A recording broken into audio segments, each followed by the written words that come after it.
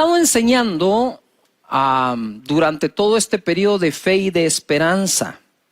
Dios nos hizo un llamado, bueno, siempre, pero ahora se intensifica, a poder acompañarlos en esta época en que de verdad necesitamos nuevas fuerzas, renovarlas, que nuestras emociones estén bien balanceadas, que nuestra mirada está puesta en Jesús, en el Dios invisible. Como se sostuvo Moisés, nos vamos a sostener nosotros.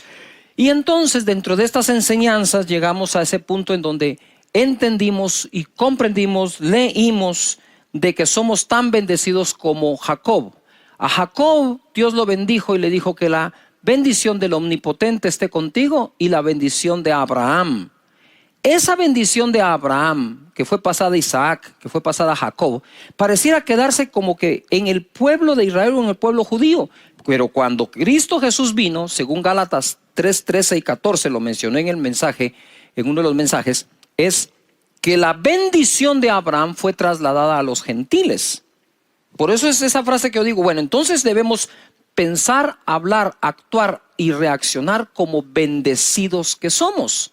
Pero para ser promovidos en el 2020, porque vas a ser promovido, se necesita esa bendición y que creas que la tienes, y además acciones, actitudes que debemos tener. Una de las cosas que más me impresiona a mí es la subjetividad del mundo religioso, o de lo que algunos han llamado mundo espiritual. ¿Cómo así subjetividad? Sí, si nosotros tratáramos a nuestra familia como a veces tratamos al Señor, no nos iría tan bien. ¿Cómo así, Pastor Cachi? Déjeme explicarle, ¿verdad? Si usted en la mañana levanta a su hijo, y ahora con esto de tenerse que conectar online para recibir sus clases, ¿verdad?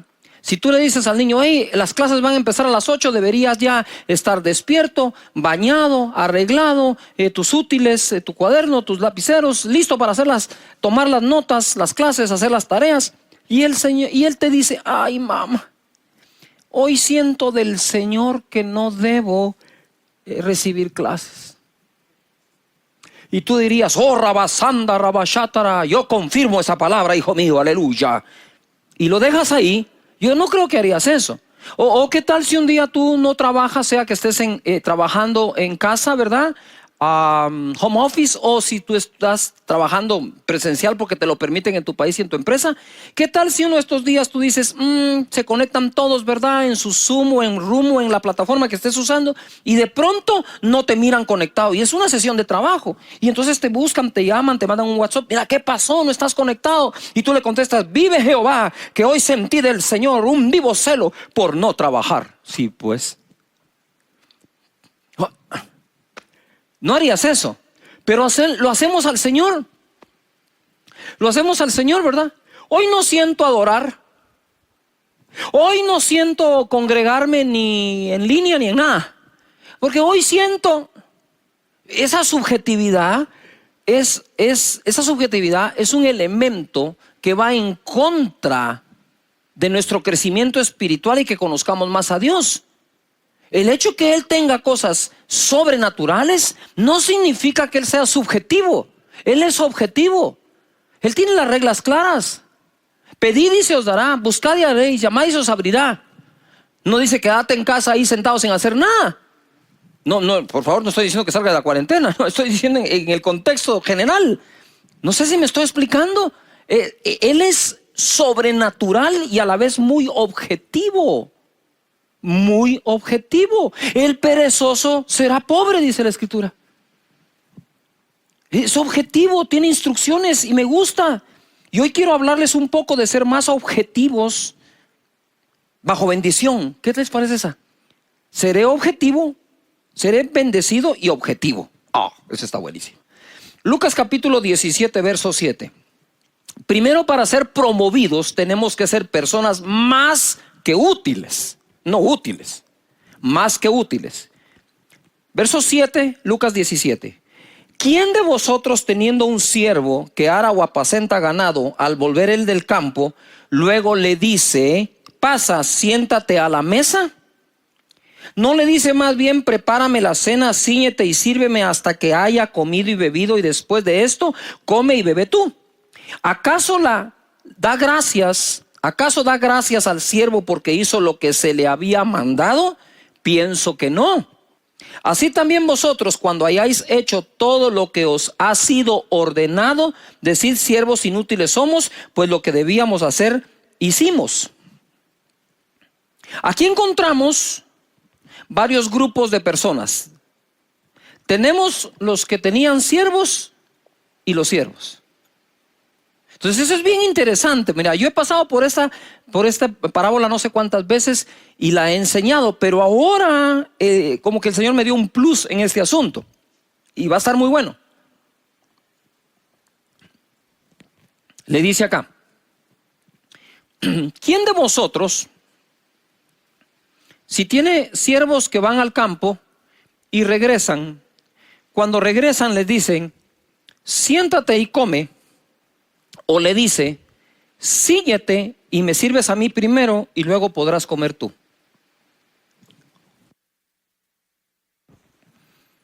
Eso es lo que dice. Pero yo quiero ilustrar acá esto, porque esto se pone bueno. Guardando la distancia, acércate un poquito más acá. Quiero que noten esto. Él le dice: ¿quién de vosotros, si tiene un siervo y... Vení. Quiero que te pongas acá, solo es para ilustrar algo. Ponte acá. Disculpen que lo sucie así, ¿verdad? Entonces dice, ¿quién de vosotros, que tiene un siervo que va al campo, que lo ara y que lo trabaja, cuando éste regresa, le dice él al siervo: ¿puedes comer tú? No, dice, pienso que no. Dice que ni siquiera le da las gracias en ese momento. Dice: termina tu jornada. Dice: cíñete y me sirves a mí primero, luego podrás comer tú. ¿Ya notaron los dos que hay aquí? Pero entonces la gente cree, y esto está equivocado, que el jefe, y en aquel entonces, no ahora, incluso podía existir esclavitud. Pero aquí estamos hablando, para poderlo aplicar, que el empleador le dice a su empleado: mira, nena, todavía no has terminado el día. No vamos a hablar ahorita, vení y servime de comer. Lo vamos a aplicar en lo general. Mira, antes de irte, por favor, necesito que termines esto y esto. Después que termines, ya tú puedes ir a descansar. ¿Estamos correctos? Eso como que tiene sentido. Pero mira lo que dice después. ¿Sí? Así: ¿quién de vosotros que tiene un siervo? Así vosotros también. Porfa, aquí los quiero. Así vosotros también, cuando hayáis hecho todo lo que os ha sido ordenado, decid: siervos inútiles somos, pues lo que debíamos hacer, hicimos. Esto que está acá, esto último, no se lo dijo a él. Se lo dijo a él. Voy a repetirlo. Vosotros, si tenéis a alguien trabajando para ustedes y se va y regresa a sus labores, en lugar de decir gracias inmediatamente, que deberíamos, yo soy uno que sí lo hace, lo que hace es decirle: mira, termina bien tu tarea y después te puedes ir. Y entonces después dice: pero ustedes, cuando hayan terminado de hacer lo que se les ordenó, decir: siervos inútiles somos, porque solo hicimos lo que nos pidieron. Pero entonces esta regla aplica al empleado y al empleador. Yuhu. En aquel entonces aplicaría al súbdito y al rey. ¿Me estoy explicando? No estoy hablando de ahora, estoy hablando de aquellos tiempos y aplicándolos a estos. Entonces me doy cuenta yo que esta regla de que si somos siervos útiles o inútiles aplica a todos. Gracias, pueden sentarse. Aplica a todos, no solo a unos. Pero esto se pone mejor aún, porque en el verso 5 dice a quién le está hablando o con quién está conversando. En el verso 5, si te vas para ahí, para ese verso dice así, o leemos así: dijeron los apóstoles al Señor: aumentanos la fe. Entonces el Señor dijo: si tuvieses fe como un grano de mostaza, podrías decir a este sicómoro: desarráigate y plántate en el mar, y os obedecerá. Sigo leyendo. ¿Quién de vosotros? ¿A quién está diciendo vosotros? A los apóstoles.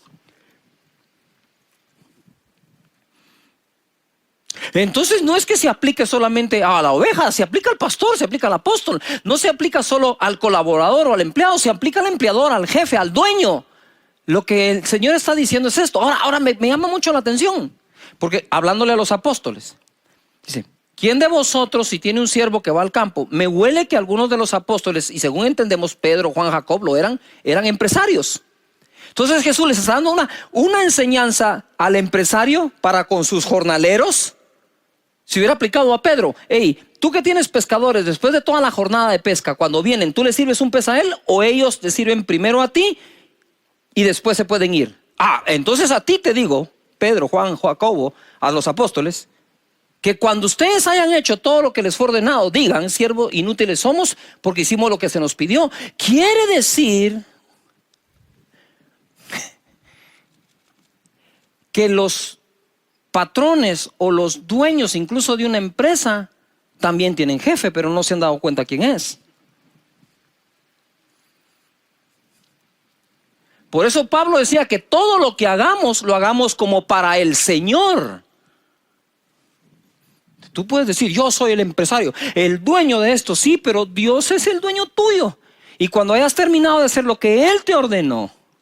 Entonces ahora tenemos aquí tres tipos de personas: aquellos que hacen menos de lo que se les pide, los que hacen solo lo que les piden, y los que hacen más de lo que se les piden. Los que hacen lo que se les pide son siervos inútiles, dice. Imagínate el que ni siquiera llega a hacer lo que se les pide, es un siervo más que inútil. Y el siervo más que útil es aquel que hace más de lo que se les pide, o el útil verdaderamente. Entonces tenemos el siervo útil, hace más de lo que le piden. El inútil hace solo lo que le piden, y el más que inútil ni lo que le piden. ¿Por qué estoy diciendo esto? Porque hay que sacar la subjetividad de acá. Es cierto que eres bendecido, pero a trabajar en lo que se pueda, como se pueda, para ser promovido. Muchos hoy se dieron cuenta que algunas empresas, por falta de su economía colapsó, tuvieron que despedir. No los estoy justificando a ni uno ni al otro. Pero otros que lograron mantener, algunos quizás pudieron empezar por aquellos que no eran tan útiles. O sea, si después de este periodo no salimos trabajando mejor, no aprendimos nada. Tenemos que aprenderlo lo mejor que se pueda. Entonces a los apóstoles habló: somos promovidos por lo que nadie nos pide.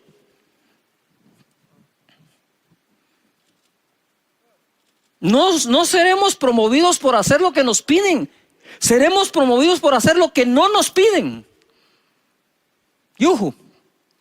Primera de Samuel capítulo 17, verso 17, es fácil, 17.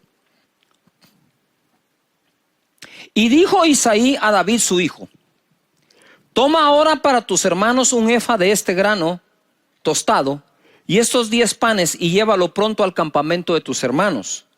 Y esos 10 quesos de leche los llevarás al jefe de los 1000 o de los 1000 y mira si tus hermanos están buenos y toma prendas de ellos. Esa fue la tarea que le dejaron a David hacer. Y Saúl y ellos y todos los de Israel estaban en el valle de Ela peleando contra los filisteos. Se levantó pues David de mañana y dejando las ovejas al cuidado de un guarda. Me impresiona la responsabilidad de David, lo responsable que era. Se fue con su carga como Isaí le había mandado. Y llegó al campamento cuando el ejército salía en orden de batalla y daba el grito de combate.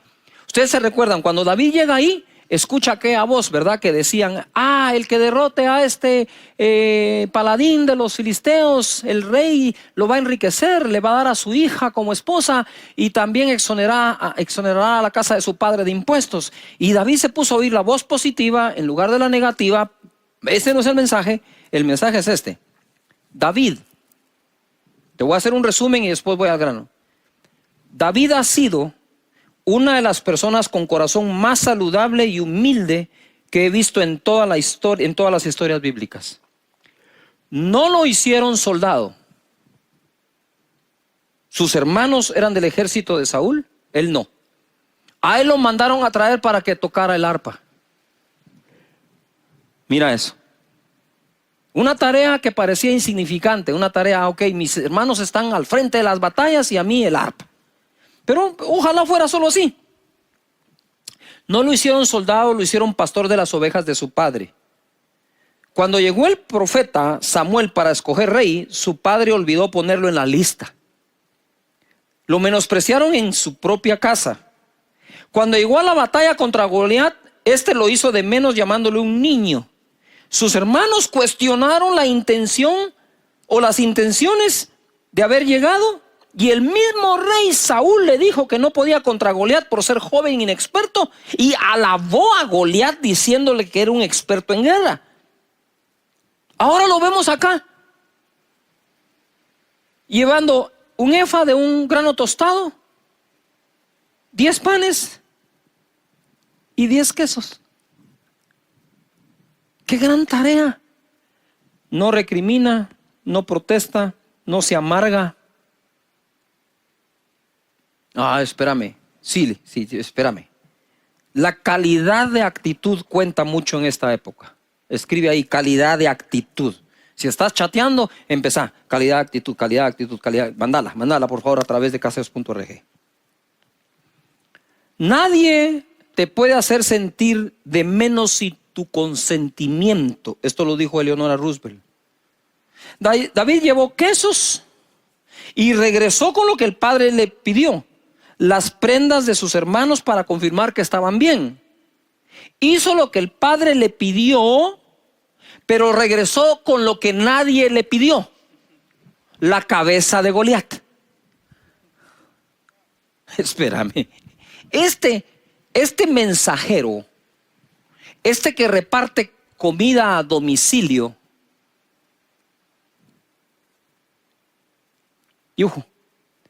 que reparte comida a domicilio, que lleva quesos y granos tostados, efas, que lleva panes y ¿cómo así?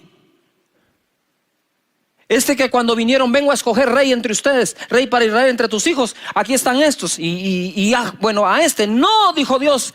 No, hay otro, yo miro el corazón, hay otro, pedile otro, hay otro. Ay, sí, se me olvidó que tengo otro hijo.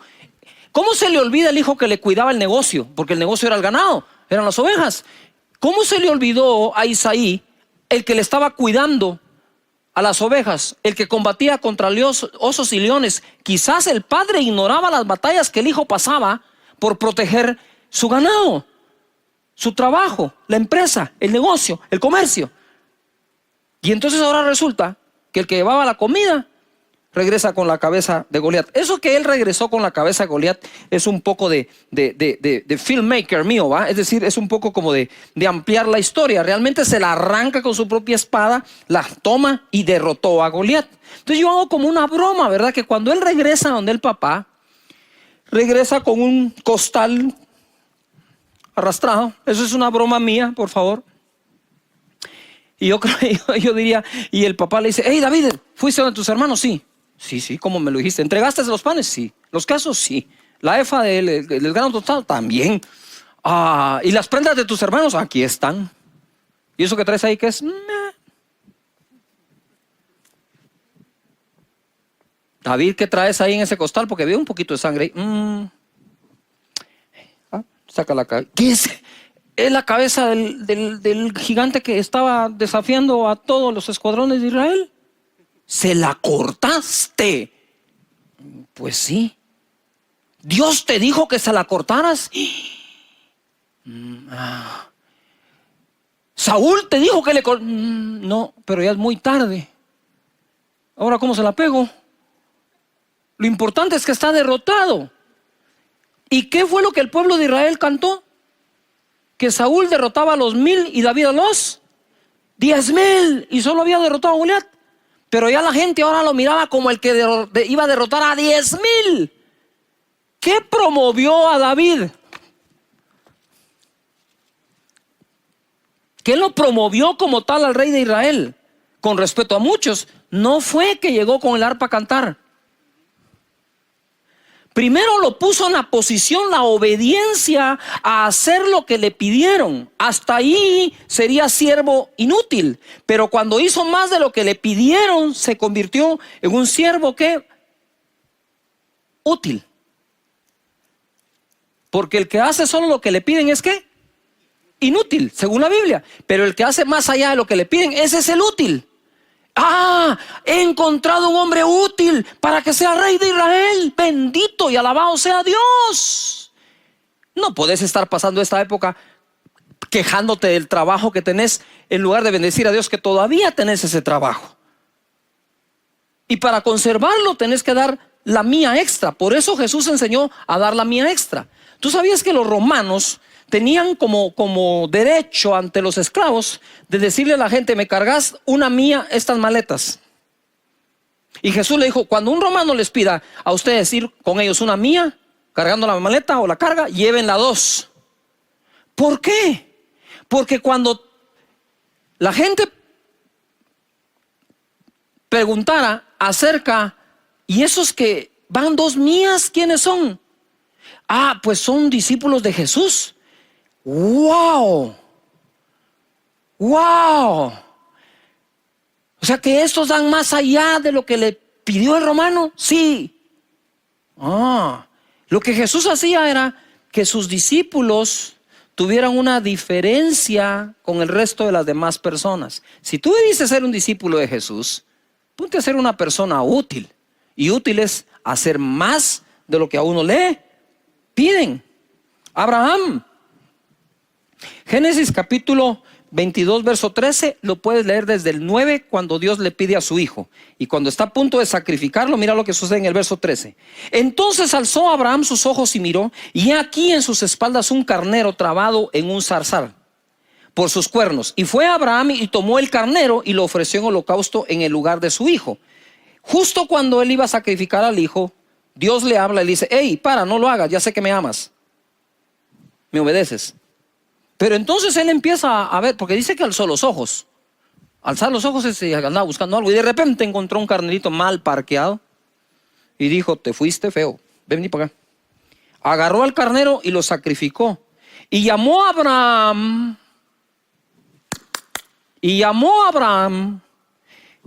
el nombre de aquel lugar: Jehová proveerá.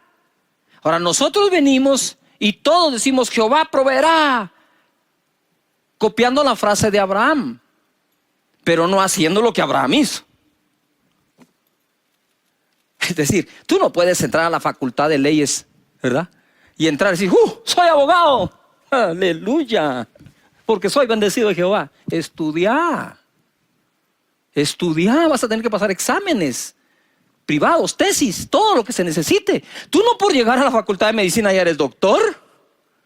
Necesitas estudiar y prepararte para llegar a hacerlo.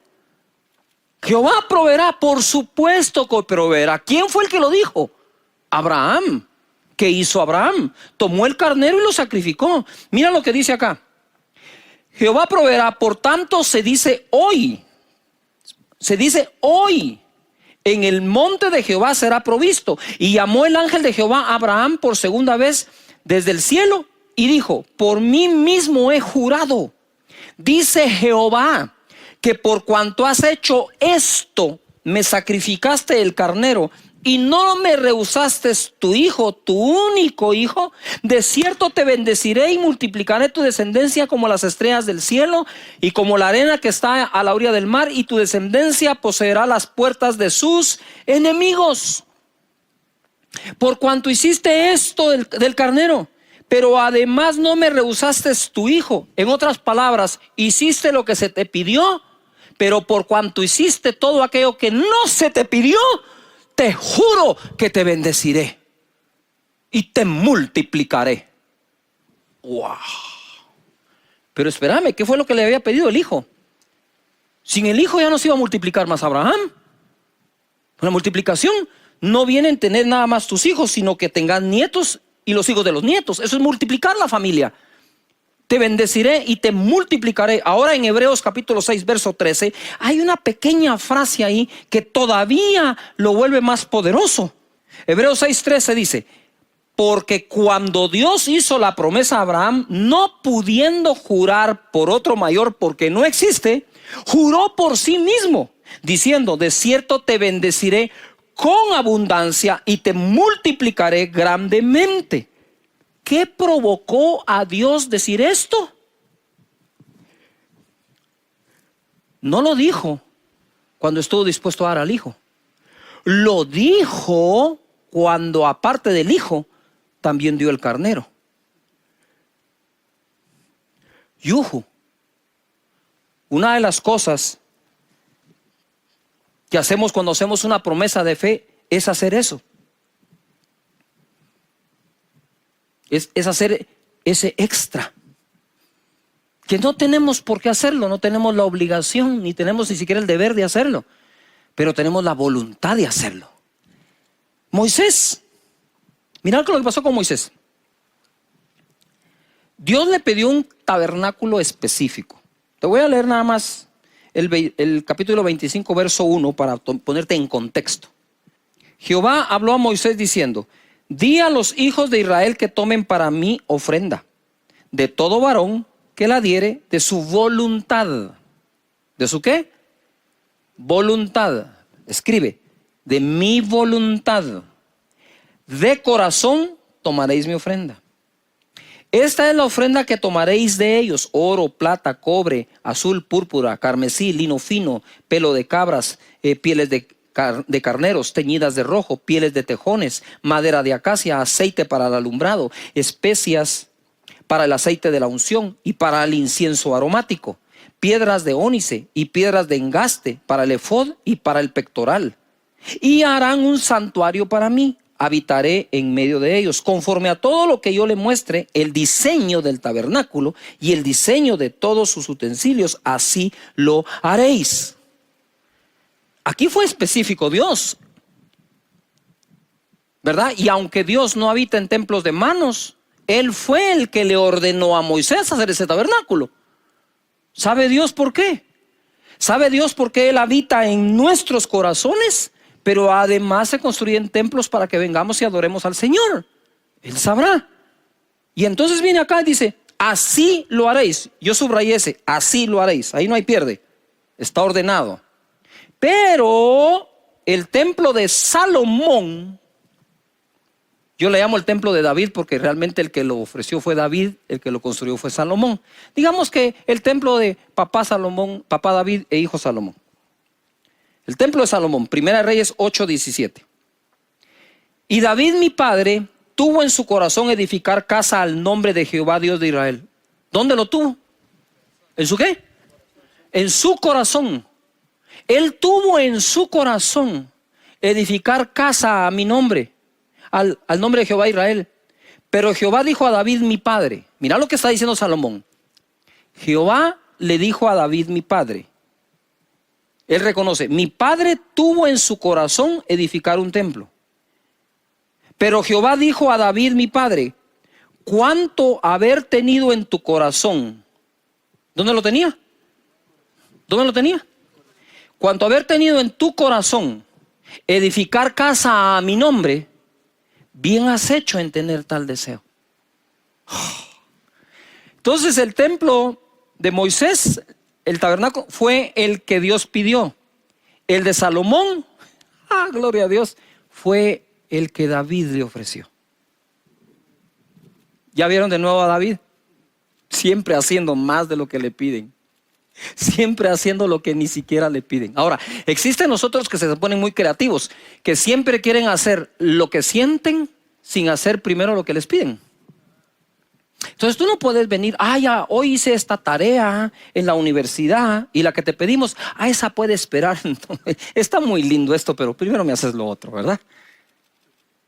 Es importante que nosotros comprendamos este principio que Jesús también practicó. Juan 19:33. Mas cuando llegaron a Jesús, como le vieron ya muerto, no le quebraron las piernas. Pero uno de los soldados le abrió el costado con una lanza y al instante salió sangre y agua. Pero nosotros somos salvos y fuimos lavados de nuestros pecados con la sangre del Cordero. Lo que se demandaba en el sacrificio era la sangre, pero nuestro Señor Jesús dio hasta el agua. Agua es lo que sale después de que ya no hay sangre. A lo suyo vino, y los suyos no le recibieron. Mas a todos los que le recibieron, a los que creen en su nombre, les dio potestad de ser hechos hijos de Dios. Jesucristo dijo: no soy enviado sino a las ovejas perdidas de Israel. Sin embargo, abrió la oportunidad para nosotros los gentiles. Nos dio la bendición de Abraham, del Dios de Abraham, Isaac y Jacob, y el tuyo. Nos dio la bendición de Abraham a los gentiles, dice Gálatas 3:3. Entonces, el Padre le dijo: te envío a las ovejas perdidas de Israel. Y Jesús les trajo a los de Israel y a los que el Padre no pidió. A nosotros. ¿Ya te diste cuenta que se repite el patrón? Tú y yo queremos ser hombres y mujeres de Dios. Hagamos lo que estos hicieron. Dios todavía, mira, Dios, es que viene desde Dios. ¿En cuántos días Dios creó todo? ¿En cuántos? En 6. En 6 ya había terminado. Pero se inventó otro día para que tú y yo estemos hoy conectados acá en la casa del Señor con Él. Es impresionante. Lo que se ofrece voluntariamente tiene mucho poder.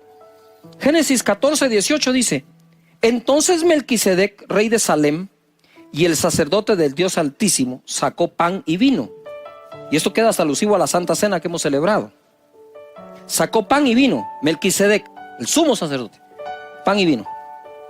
Y le bendijo diciendo: bendito sea Abram. Ni siquiera le habían cambiado el nombre. Abram no era Abraham ya, era Abram. O sea, es mucho tiempo atrás. Y bendijo diciendo: bendito sea Abram, el Dios del Dios Altísimo. Bendito sea Abram del Dios Altísimo, creador de los cielos y la tierra. Y bendito sea el Dios Altísimo, que entregó tus enemigos en tu mano y dio a Abram los diezmos de todo. Aquí hay tres personajes. Está Dios, está Abram y está el sumo sacerdote Melquisedec, rey de Salem. Y este se aparece y le da a Abram pan y vino. Eso es figura del cuerpo y la sangre de Jesús. Y le dice: seas tú bendito, Abram. Y luego dice: y sea bendito el Dios Altísimo.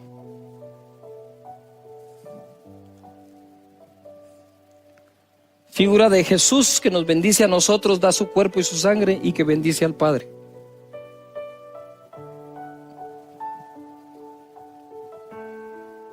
Nadie le pidió a Melquisedec pan y vino. Nadie de nosotros le pidió a Jesús que muriera en la cruz. Ni Dios ni Melquisedec le pidieron la ofrenda o los diezmos a Abraham. Él los ofreció voluntariamente. Ofrendar y diezmar es de la fe. De la fe. Pero viene algo que es más poderoso aquí, o como consecuencia. Entonces el rey de Sodoma dijo: Abraham, dame las personas y toma para ti los bienes. Porque venía él de una gran victoria. Entonces le dijo: ¿sabes qué? Hagamos un trato. Déjame a mí las personas, quédate tú con los bienes. Y respondió Abraham al rey de Sodoma, como tienes que responder tú también a todo lo que está pasando: he alzado mi mano a Jehová Dios Altísimo, creador de los cielos y de la tierra, que desde un hilo hasta una correa de calzado nada tomaré de lo que es tuyo, para que no digas: yo enriquecí a Abraham. Lo que Abraham le estaba diciendo al rey de Sodoma: a mí el que me bendice es Dios. No vas a ser tú. De ti no tomaré nada, lo tomaré de Dios. Recuerden a Jacob, hizo un voto, nadie lo obligó. Jacob hizo el mismo voto cuando no tenía nada. Y Abraham hizo el mismo voto cuando lo había ganado todo. Porque Dios es Dios cuando no tenemos y Dios cuando tenemos. Dios es Dios cuando estamos pasando por escasez y cuando tenemos abundancia. Porque Dios es Dios siempre, el mismo de ayer, hoy, siempre y por todos los siglos de los siglos. Amén. Y es digno de adoración cuando piensas que te está yendo mal y cuando piensas que te está yendo bien. No es cuestión de que ahora me congrego porque me va mal, pero cuando me vaya bien, no. Porque aquí tenés dos casos. A Jacob, cuando se quedó sin nada, adoró a Dios e hizo voto a él. Y a Abraham, cuando lo ganó todo y aún le ofrecieron más, dijo: no, Señor, yo he jurado, he alzado mi mano a Dios, que Él es quien me bendice. Así que sé vivir humildemente y sé tener abundancia, dijo Pablo. Todo lo puedo en Cristo que me da las fuerzas. Pero quiero cerrar con un caso que a mí me conmueve. Segunda de Corintios 8:1. Asimismo, hermanos, os hacemos saber la gracia de Dios que ha dado a las iglesias en Macedonia, que en grande prueba de tribulación, la abundancia de su gozo y su profunda pobreza abundaron en riquezas de su generosidad en medio de la prueba. Pues doy testimonio de que con agrado han dado conforme a sus fuerzas y aún más allá de sus fuerzas, pidiéndonos con muchos ruegos que les concediésemos el privilegio de participar en este servicio para los santos. ¿Qué hizo Macedonia? Dio lo que no le pedían. ¿Vamos a ser promovidos en medio de todo esto? Sí. Pero tenemos que dar la mía extra. Tenemos que trabajar más que los demás.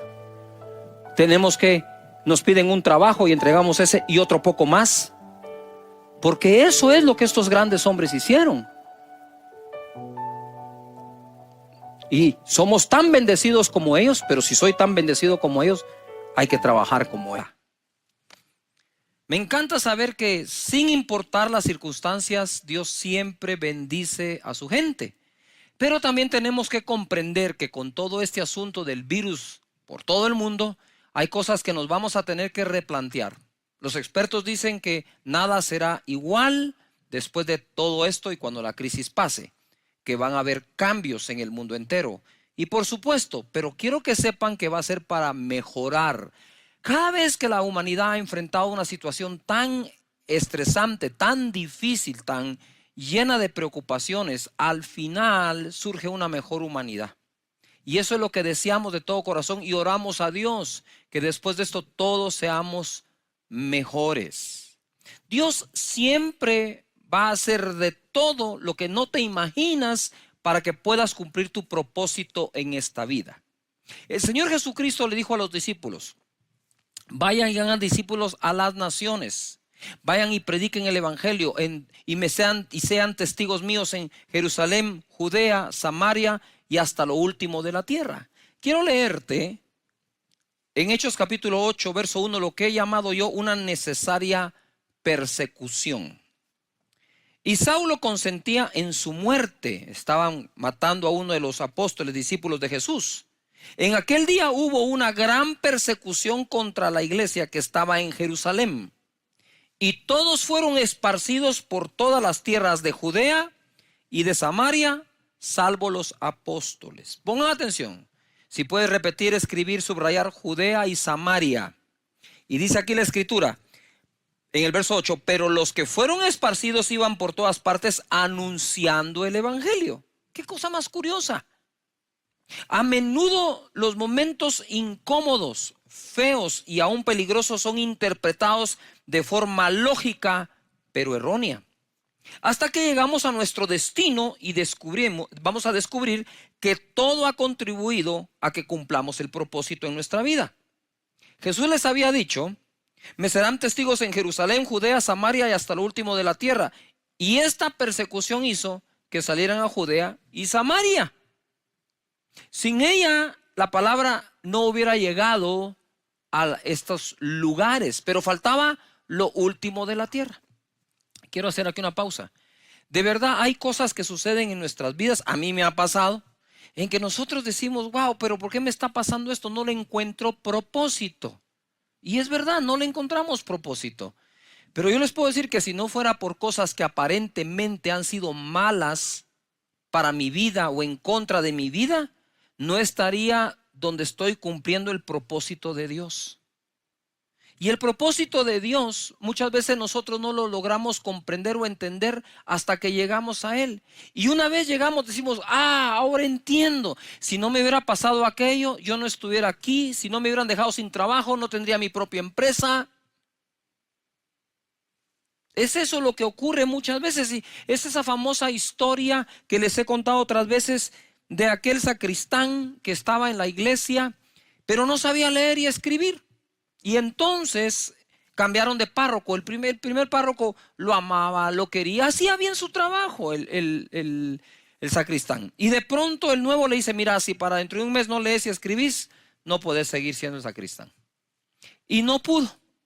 Entonces lo tuvieron que despedir. Y ante el despido que tuvo, el hombre empezó a idear, ¿qué hago? Y como era una persona que estaba conectada con la gente, se dio cuenta que cuando salían del servicio religioso, la gente buscaba una bebida, algo que comer, y se ideó poner en la esquina lo que hoy se conoce como los chicleros, o como esa venta ambulante. Después de eso vio que creció y que en otros lugares se necesitaba y fue poniendo otras hasta que armó un supermercado. El supermercado tuvo éxito, puso un segundo supermercado, un tercero, y entonces una cadena grande, millonaria, le propuso comprar el negocio. Este hombre accedió y el día que iban a firmar el contrato, la firma de la cadena más grande, de la multimillonaria, sacó una pluma fuente, punta de oro, hizo la firma, el representante, le pasan el documento a aquel sacristán, agarró su dedo y puso la huella digital. Y todo el mundo en aquella sala se asombró y uno de ellos le dijo, pero por Dios santo, le dijo, ¿qué sería de usted si supiera leer y escribir? Y él contestó, sería sacristán. Hay cosas que vienen a nuestra vida que en el momento en que las recibimos no se ven tan buenas, pero pasado un tiempo, Dios nos muestra que era el camino para llevarnos a nuestro destino. Entonces ahora tenemos nosotros a los discípulos del Señor llevando la palabra a Judea y Samaria, faltaba hasta lo último de la tierra, y Dios va a usar ahora una tormenta para que Pablo lleve la palabra hasta Roma. Hay tormentas que vienen a nuestra vida que Dios va a usar para llevarnos al lugar de nuestro destino, al lugar donde nos quiere y a cumplir el propósito que tiene para nuestra vida desde antes de que nosotros fuésemos concebidos. Desde el vientre de nuestra madre, Él ya nos había escogido. Dice la palabra en Hechos 27:13.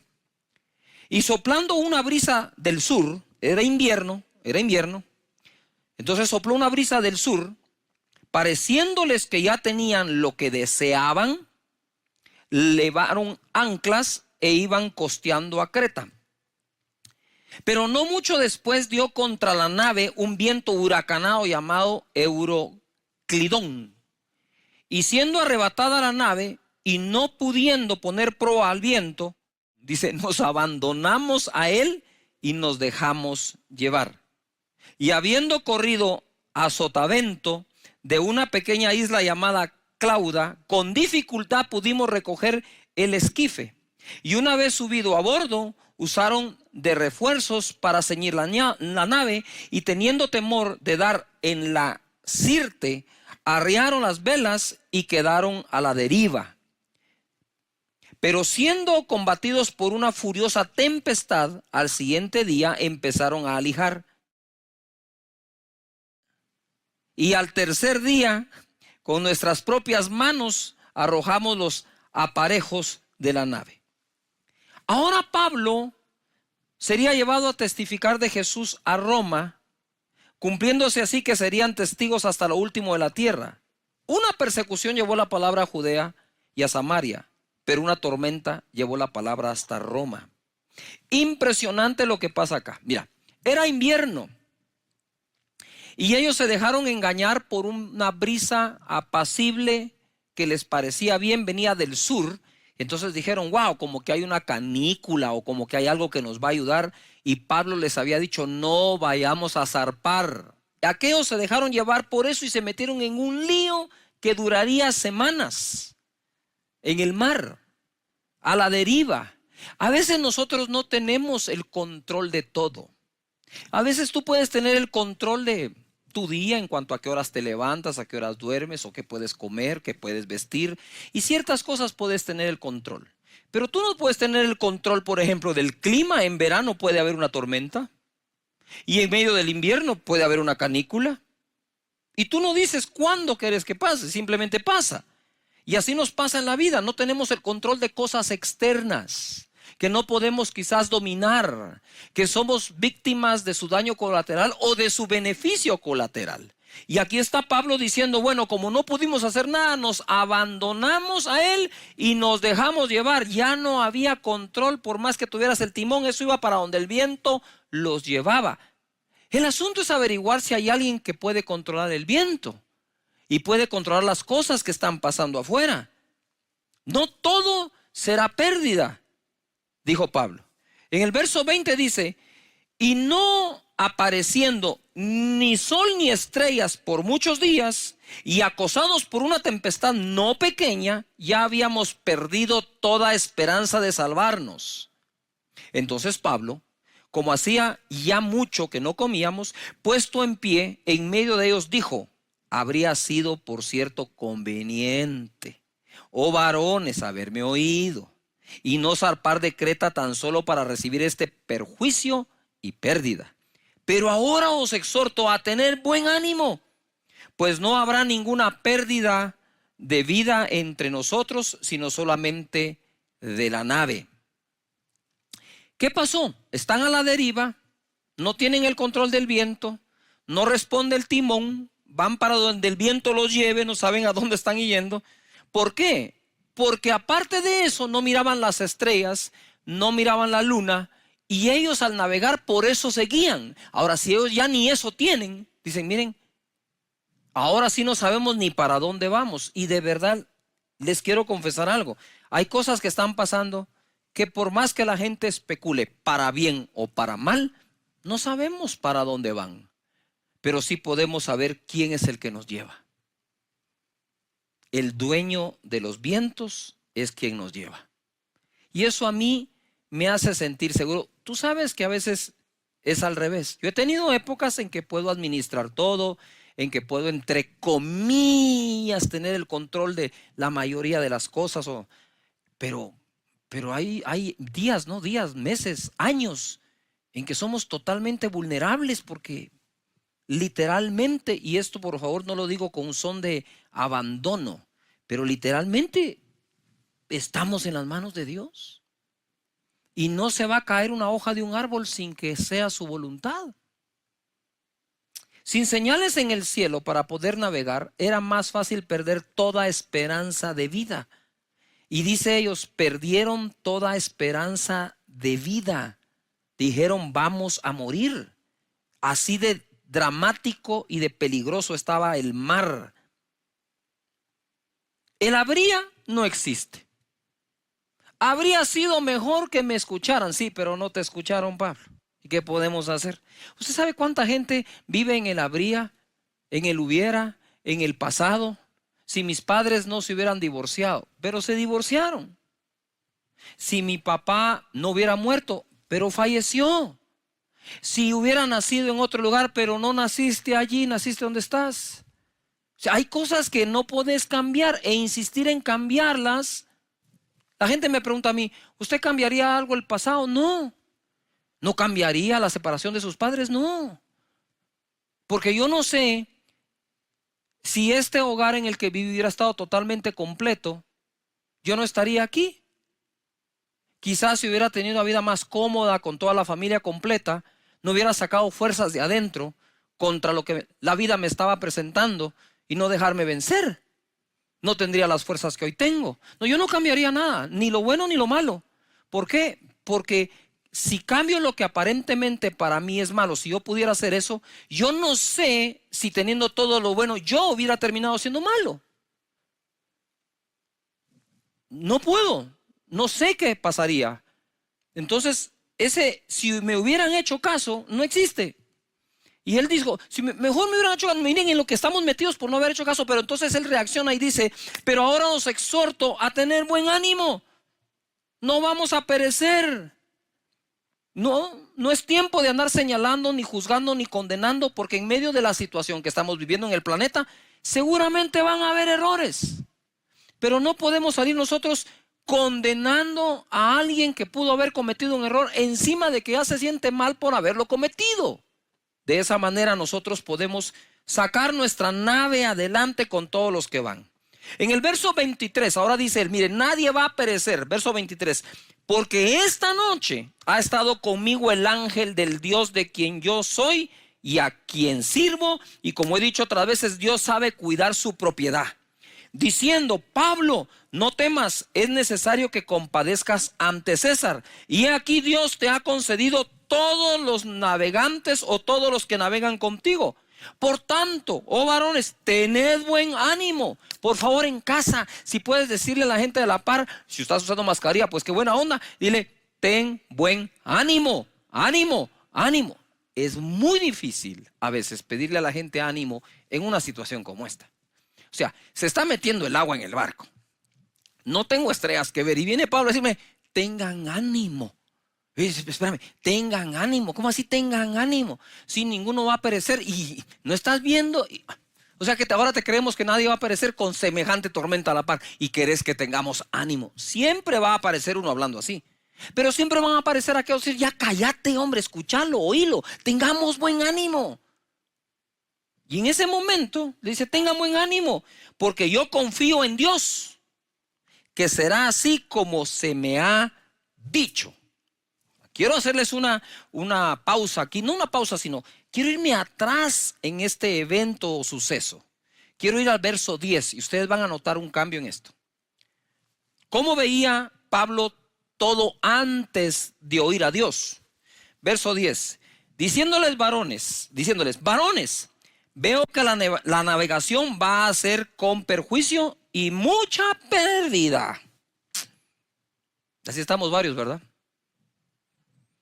No nos escapamos que algo se pierda. Pero Dios es el Dios que todo lo repone. Si el ladrón fuere sorprendido, devolverá 7 veces lo que se robó. De nuevo, diciéndoles, varones, veo que la navegación va a ser con perjuicio y mucha pérdida. No solo del cargamento y de la nave, sino también de nuestras personas. Un sorbito de té.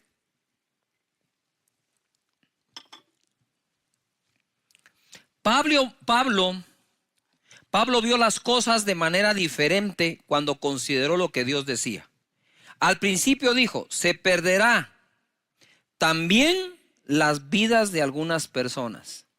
Pero después dijo, nadie perecerá como Dios me lo ha dicho. Mira el cambio. Nosotros vemos las cosas de una manera sin palabra de Dios. Y las mismas cosas las vamos a ver de otra manera con palabra de Dios. Por eso estar conectado es importante. Y escuchar palabra de fe, palabra de ánimo, palabra de esperanza. Porque para malas noticias están otros lugares y otros comunicadores. Nosotros estamos aquí para comunicarte las buenas nuevas de su palabra. Las buenas noticias de su palabra. Así que posiblemente habrán pérdidas, pero Dios nos ayudará a recuperar lo que se pueda haber perdido. Pablo vio las cosas de forma diferente. Tenemos que cambiar nuestra manera de hablar. Conforme a los días pasan en los países con crisis, pon atención, por este virus, el temor aumenta y se contagia por nuestra manera de hablar. Qué casualidad, ¿no? Y actuar.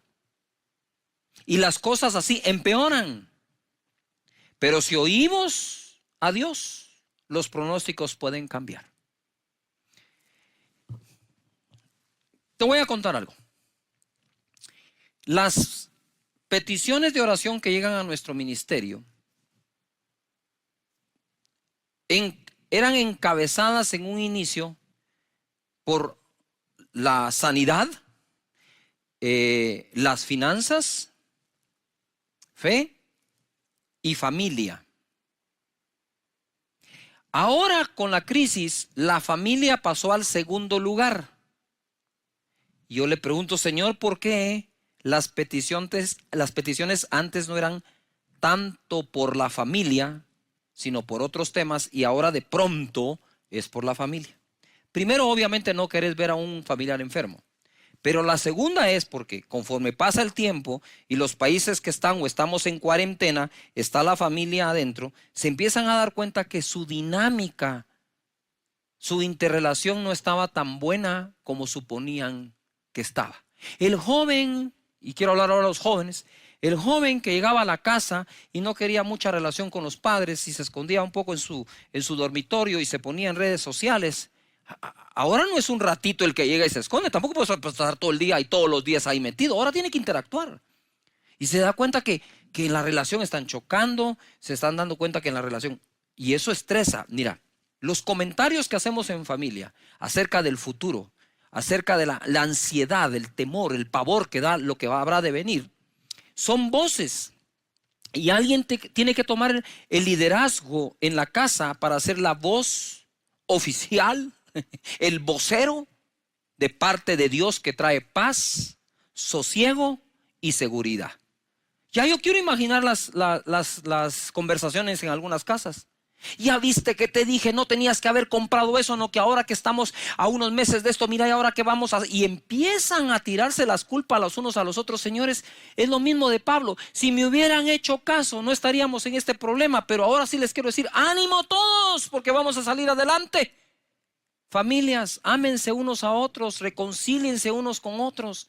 Aprovechen este tiempo para hablar fe y no hablar preocupación o afán o miedo. Es tiempo de decir, este barco no se va a hundir. Por fuertes que parezcan los vientos y la tormenta, Dios nos va a sacar adelante. Como sacó a Pablo allá en alta mar. Verso 33 dice, cuando comenzó a amanecer, Pablo exhortaba a todos que comiesen, diciendo, este es el 14º día, parece cuarentena, que veláis y permanecéis en ayunas sin comer nada. Por tanto, os ruego que comáis por vuestra salud. Nota, por vuestra salud. Pues ni aún un cabello de la cabeza de ninguno de vosotros perecerá. Lo que Pablo estaba diciendo es, miren, ya Dios nos dijo que nadie va a perecer. Pero si ustedes siguen sin comer de la pena y el miedo que tienen, entonces van a perecer por otra cosa. Además, los necesitamos bien fuertes para enfrentar lo que viene. Alguien en casa debe vigilar que la actitud y las acciones sean las correctas en medio de esto. Así que a hacerlo y a ponernos en marcha. Y luego dice, y habiendo dicho esto, tomó el pan y dio gracias a Dios en presencia de todos y partiéndolo comenzó a comer. Entonces todos, teniendo ya mejor ánimo, comieron también. Y éramos, dice, todas las personas en la nave 276. Y ya satisfechos, aligeraron la nave echando el trigo al mar. Ojo a lo que sigue. El destino era llegar al emperador romano con el propósito de testificar. La ruta al final no la pudo determinar el capitán del barco, el dueño del barco o Pablo, sino el dueño de los mares y los vientos. Dios sabe a dónde y por dónde.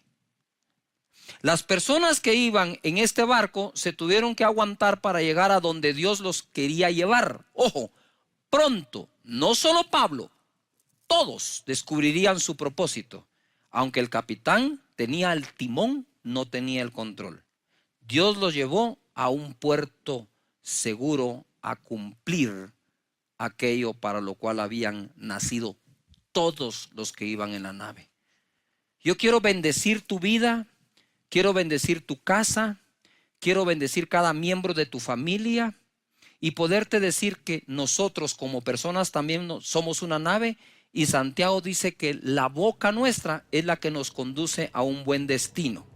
También dice Pablo que la lengua es un miembro pequeño que se jacta de grandes cosas. He aquí cuán grande bosque enciende un pequeño fuego. Y la lengua es un fuego, un mundo de maldad. La lengua está puesta entre nuestros miembros y contamina todo el cuerpo e inflama la rueda de la creación. Y ella misma es inflamada por el infierno. No dejemos que la lengua de cada miembro de la familia o los que viven en casa vayan a infectar no solo el cuerpo, sino la misma creación. Sí hay un virus, sí hay un COVID-19 ahí rondando, pero ¿por cuántos años y siglos ha estado ese virus que sale de la boca de cada uno contaminando la rueda de la creación? Es un mundo de maldad, es inspirada por el infierno mismo, dice. Hermanos, esto no tiene que ser así. Una fuente no puede dar agua amarga y agua dulce. Define el agua que quieres dar, define el fruto que quieres dar. Hablen lo correcto. Quizás no están las estrellas y la luna, quizás los planes que teníamos de navegación para nuestra familia, nuestra empresa, nuestro empleo, nuestro trabajo, se están viendo frustrados.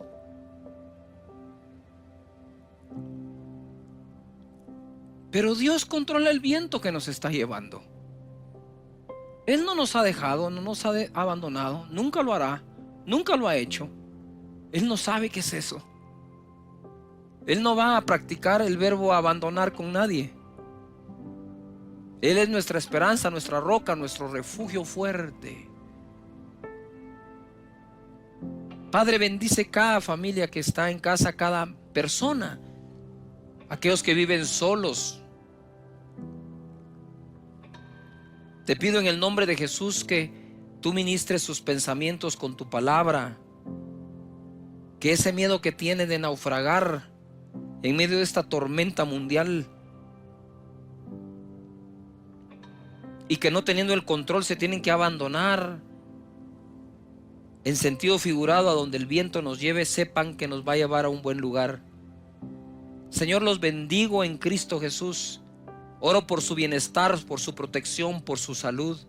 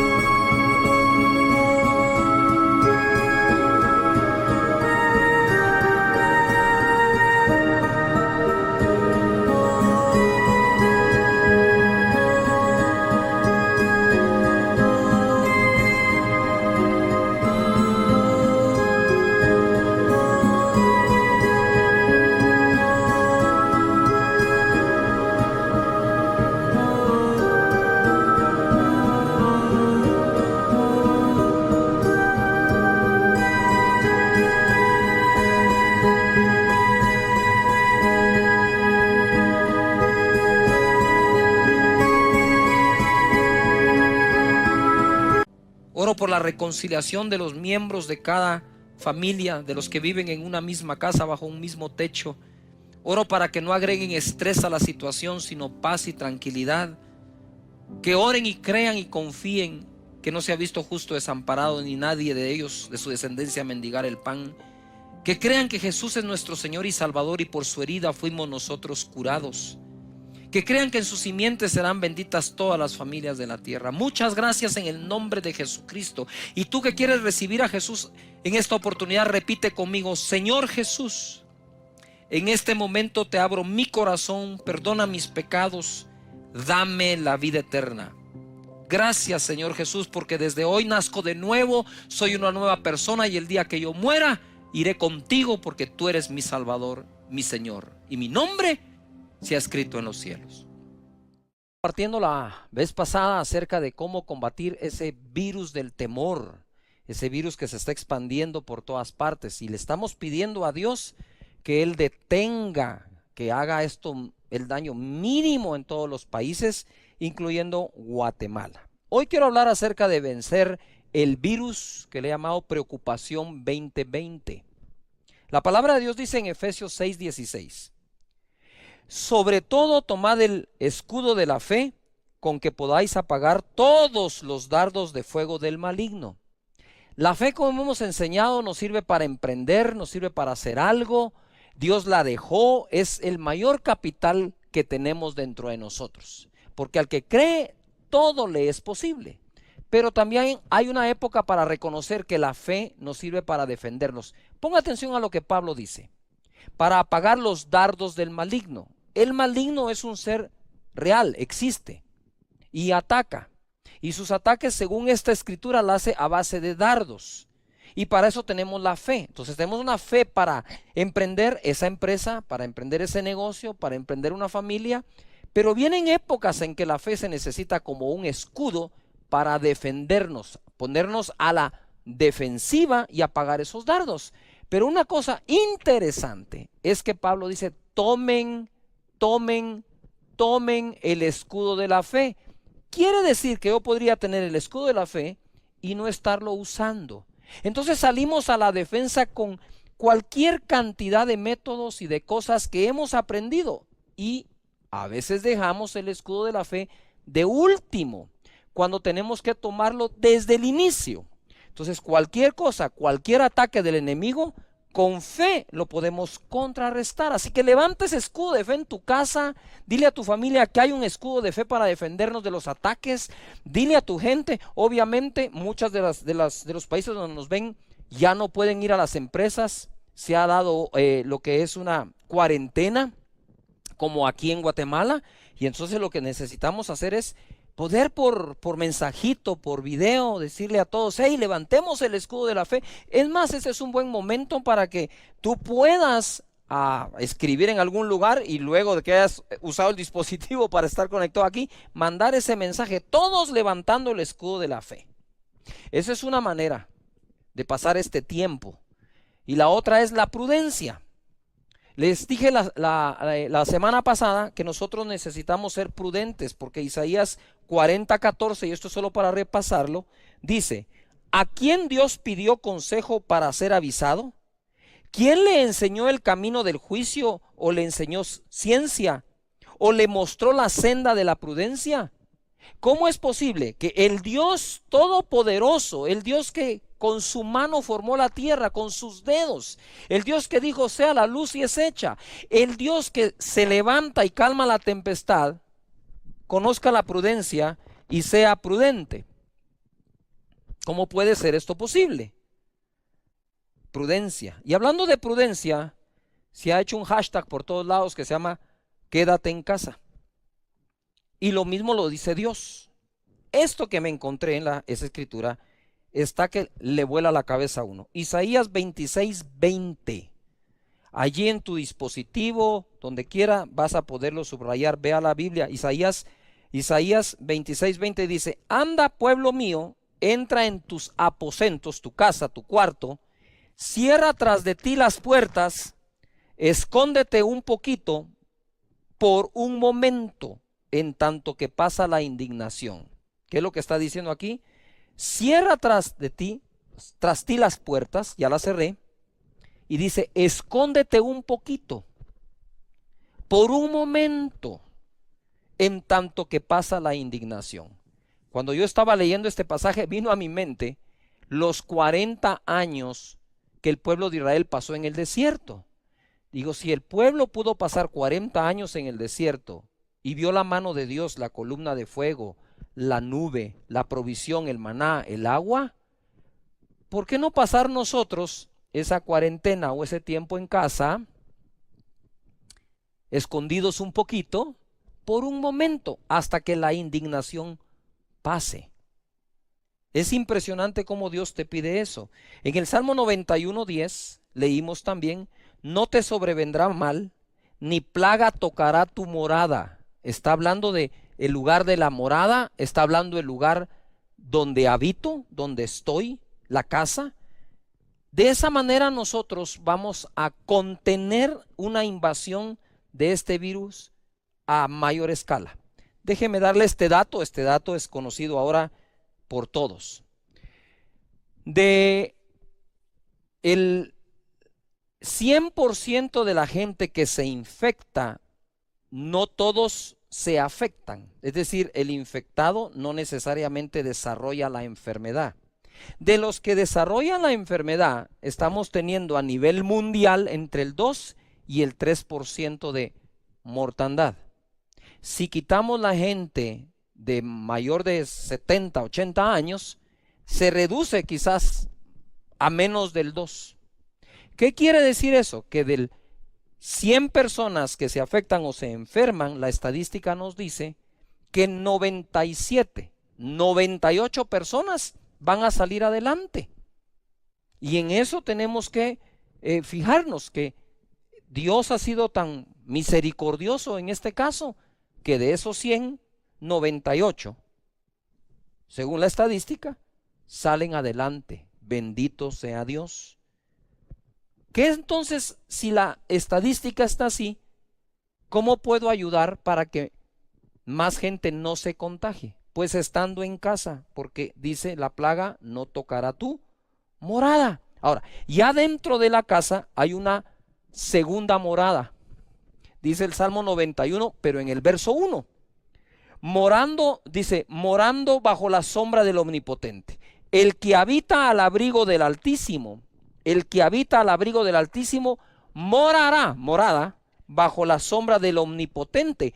Así comienza el Salmo para después decir, no, la plaga no tocará tu morada.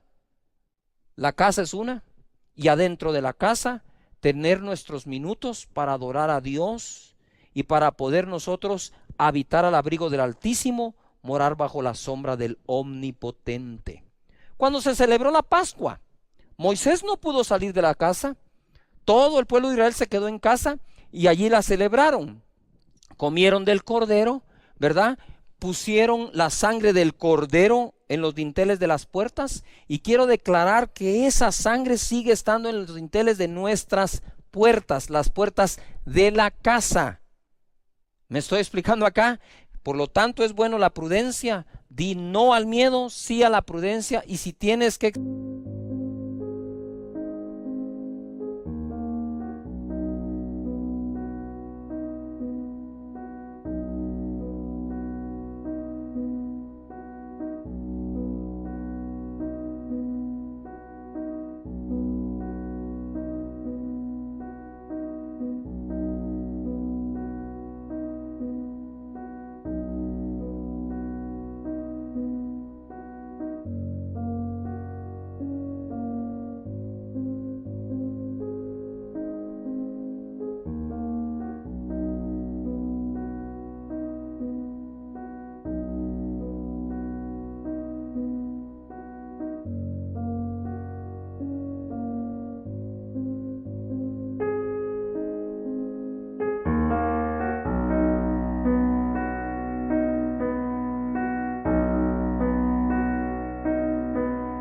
exagerar la prudencia, hazlo. No miedo, sí a la prudencia. Y si necesitamos exagerar un poco la prudencia, hay que hacerlo. Si por alguna razón sales al supermercado, a la farmacia, qué sé yo, que si se te permite, al regresar la ropa que usaste que pudo haber tenido contacto con algo, no está de mala prudencia, de una vez a lavarla, puesta bajo el sol en los países que estamos a más de 20 grados, para que eso ayude a matar cualquier virus que tuvo la posibilidad de ponerse sobre la ropa. Mateo capítulo 4, verso 6 en adelante, Satanás va a tentar a Jesús y le dice, hey, súbete al templo, tírate, porque está escrito que Él mandará ángeles para que tus pies no tropiecen en piedra.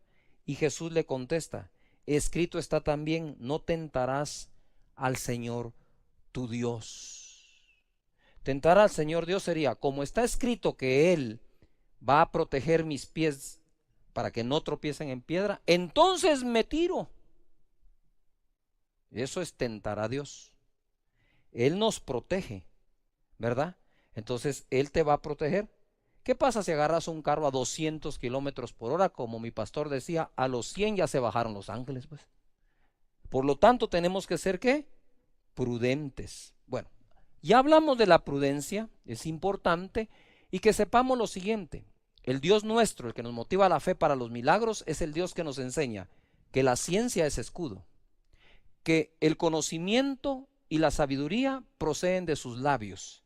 Entonces, creerle a Dios es diferente a creer en Dios. Van juntos, déjame explicarlo. Yo creo que Dios lo puede hacer perfecto, pero si yo le creo a Dios, digo, wow, Dios dice que sea prudente, le voy a creer a Dios lo que me está diciendo.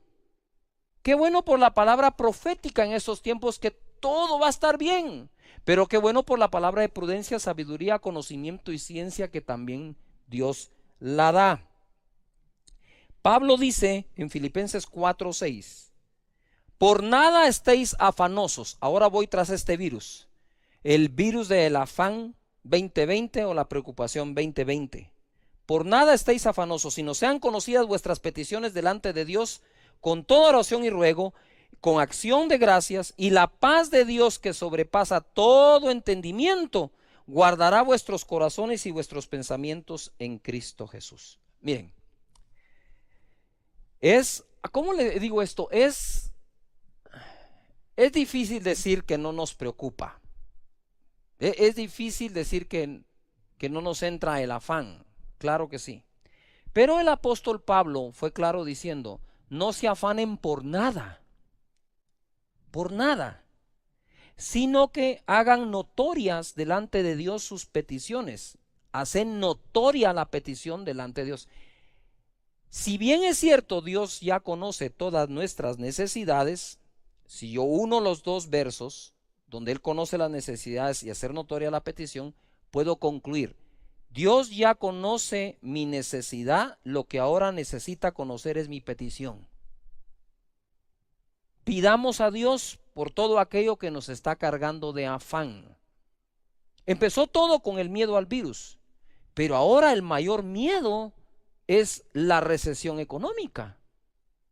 Y de eso se trata la palabra que Dios tiene hoy para tu vida, que no te hará falta nada en tu vida, ni en la de tu familia. Pero pastor, no tengo trabajo, nos dejaron sin empleo, suspendieron los pagos, qué sé yo. Igual, la palabra no cambia. La palabra no cambia, sigue siendo la misma y debemos creerla. Y dice, y la paz de Dios guardará nuestros corazones y nuestros pensamientos en Cristo Jesús. La paz que sobrepasa todo entendimiento. Esa es una paz ridícula, porque es la paz que cuando la gente tiene, uno lo ve como despreocupado, como una persona, ¿cómo le dijera yo? Irresponsable, hasta así se siente a veces la paz que sobrepasa todo entendimiento. Cuando estás lleno de esa paz decís, ¿qué me está pasando? ¿Estoy siendo un irresponsable o qué? Debería estar bien preocupado, afanado, con gastritis, úlcera, colon irritable y todo lo demás. Pues mira, una cosa es el virus, pero el afán trae muchísimas más enfermedades todavía. Entonces tenemos que, en medio de este ataque, cuidarnos de las otras cosas también, para que esto no se sume. Hoy escribí esta frase que me gustó mucho. No busques lo que debe buscarte a ti. Jesucristo dice en Mateo 6:25, por tanto os digo, no os afanéis. Me encanta Jesús. Esto es de los primeros mensajes que Jesús le enseñó a la gente hace 2000 años. Si esto no fuera importante para Dios, para Jesús su Hijo, no lo hubiera enseñado, ¿verdad? Él fue tan hermoso, su enseñanza tan tierno con la gente, tan empático con todos, que vino y de pronto en el Monte de los Olivos dijo, wow, ¿qué irá a hacer el Señor? Y va a detener el sol, ¿qué es lo que va a tener la lluvia? ¿Qué? Ahora va a hacer algo y dice, ¿saben qué? Les tengo un gran mensaje de parte de Dios. ¿Cuál? No se afanen. Dice, ¿qué? ¿Cómo así? Si no se afanen, le dijo, hey, tranquilos, no se afanen por vuestra vida. Quiere decir que Dios está interesado en la vida eterna, sí, pero está interesado en nuestra vida aquí en la tierra. Y por eso dice, no os afanéis por vuestra vida. ¿Qué habéis de comer o qué habéis de beber? Ni por vuestro cuerpo, ¿qué habéis de vestir? ¿No es la vida más que el alimento y el cuerpo más que el vestido? Yo ya sé que lo han oído muchas veces, pero en el contexto que estamos viviendo, esto cobra más sentido. No dice, ¿no es la vida más que el alimento y el cuerpo más que el vestido? Miren las aves del cielo, que no siembran, ni ciegan, ni recogen en graneros, no hacen nada de eso. ¿Y vuestro Padre Celestial las alimenta? ¿No valéis vosotros mucho más que ellas? Pregunto. En el tiempo de mayor bonanza económica en el mundo, ¿las aves comieron más? En el tiempo de la mayor recesión mundial, ¿las aves comieron menos? No. porque quien las alimenta es nuestro Padre. Y como digo yo, ¿qué padre alimenta bien a la mascota de la casa y mal a sus hijos? Sería terrible viendo al padre dándole de comer a los pececitos en la pecera. Y el hijo, papá, quiero comer. Para vos no hay. Para vos no hay, solo para los pececitos. ¿Cómo podemos tener una fe creyendo que Dios le da de comer a las aves, pero no a nosotros? ¿Qué irá a pasar? Hoy, a mí me gusta bromear con respeto. Pero hoy tenemos unas perritas, unas bulldogs en la casa. Y fui y le hablé a la perrita. Y le dije, hey Manchita, le dije que te cuento que la economía está difícil. No dijo nada. Se tiró a las piedras. Ella sabe que alguien va a tener que ver cómo le da de comer. Si ellas pueden tener paz, ¿cómo no vamos a tener paz nosotros que Dios se preocupa por nosotros? Y luego dice acá, ¿no valéis más que ellas? Yo creo que sí valgo más que un ave. Y yo creo que tú crees que vales más que un ave para Dios. ¿Y quién de vosotros podrá, por mucho que se afane, añadir a su estatura un codo? Por más que se afane, añadir algo. El afán no añade nada bueno. Y por el vestido, ¿por qué os afanáis? Considerad los lirios del campo, cómo crecen, no trabajan ni hilan. Pero os digo que ni aun Salomón con toda su gloria se vistió así como uno de ellos. 30. Y si la hierba del campo que hoy es y mañana se echa en el horno, Dios la viste así, ¿no hará mucho más por vosotros, hombres de poca fe? Primera pregunta dice, ¿no valéis tú más? ¿No vales tú más? Yo digo que sí valemos más que las aves. Entonces la segunda es, ¿no hará más por vosotros Dios? Dios hace tanto por nosotros como creemos que valemos para Él. Te lo repito, Dios hará tanto por nosotros como creemos que valemos para Él, y valemos la sangre del Hijo de Dios, la sangre del Cordero que le derramó en la cruz del Calvario. Valemos su sangre. ¿Cómo no nos va a bendecir? La Biblia dice, si ya nos dio a lo más valioso, a su Hijo, no escatimó al darlo, ¿no nos dará con Él todas las demás cosas? Muy bien, estamos recibiendo la vacuna contra la preocupación 2020. Dejemos que la provisión de Dios nos busque. Eso nunca significa no trabajar. La Biblia dice que trabajemos, y ahora hay que trabajar duro desde casa, muy duro. Pero a lo que me refiero es que la fe es, yo busco a Dios de todo corazón y esas añadiduras me buscarán, y por eso el afán se va, confiando que Dios proveerá.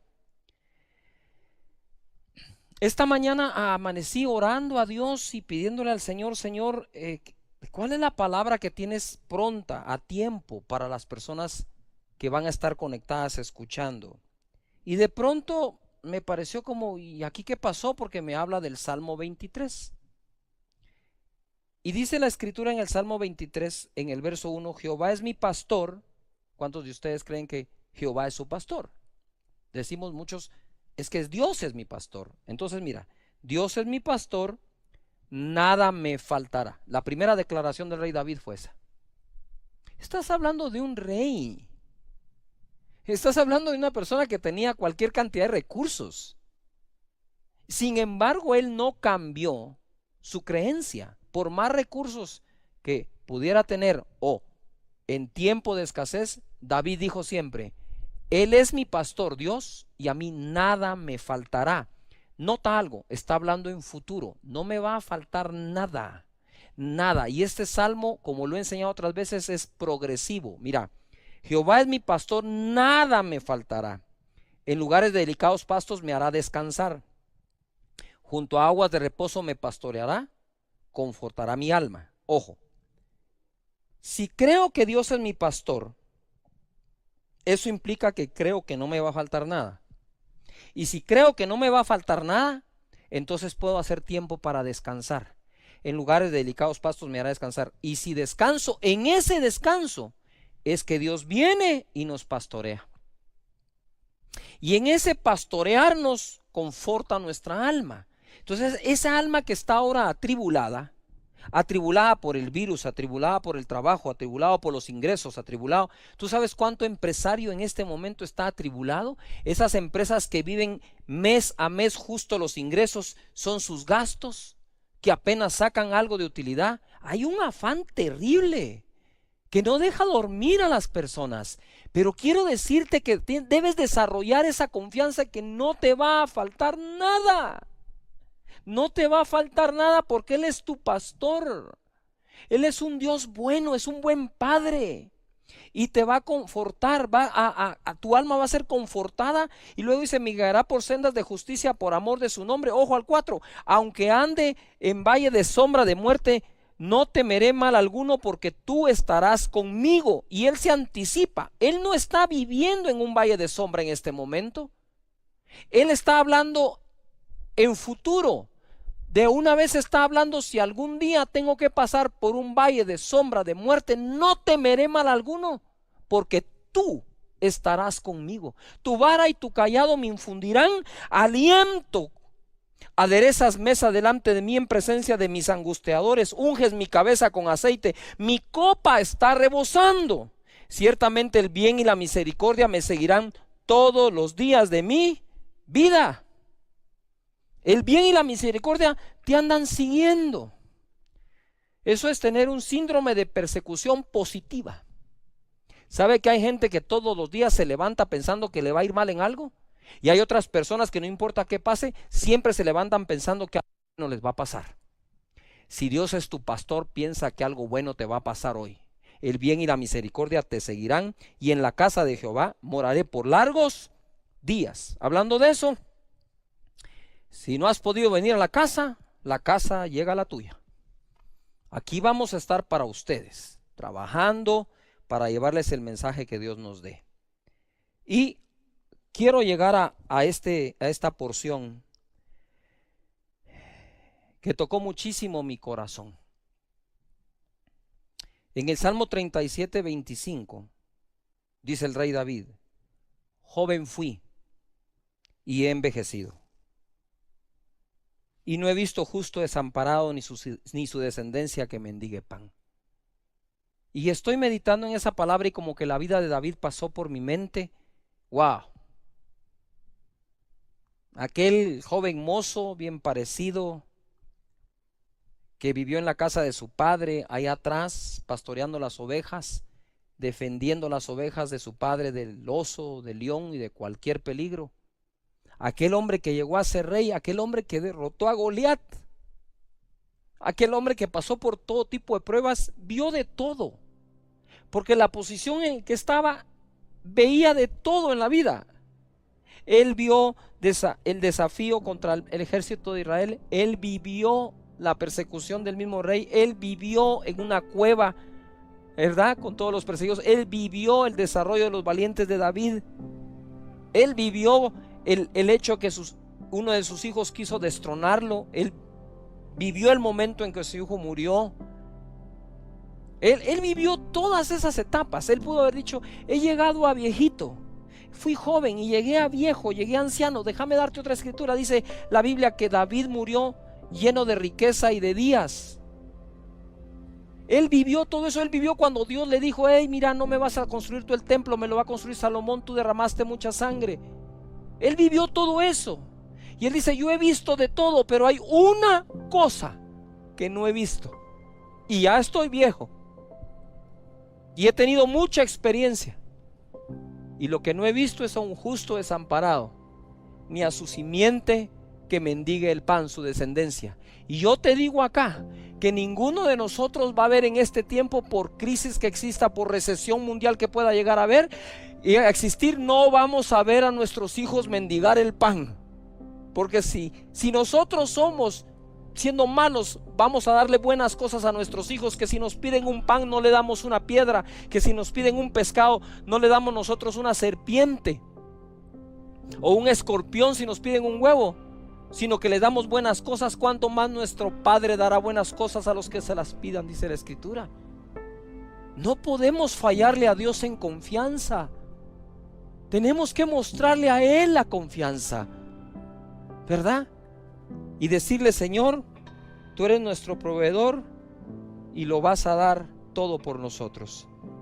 Y por último, en el Salmo 20, verso 1 dice: Jehová te oiga en el día de conflicto. Es el mismo David. Necesitamos que Dios nos escuche y Él lo hace. Dice que Él tiene inclinado su oído a nuestra oración.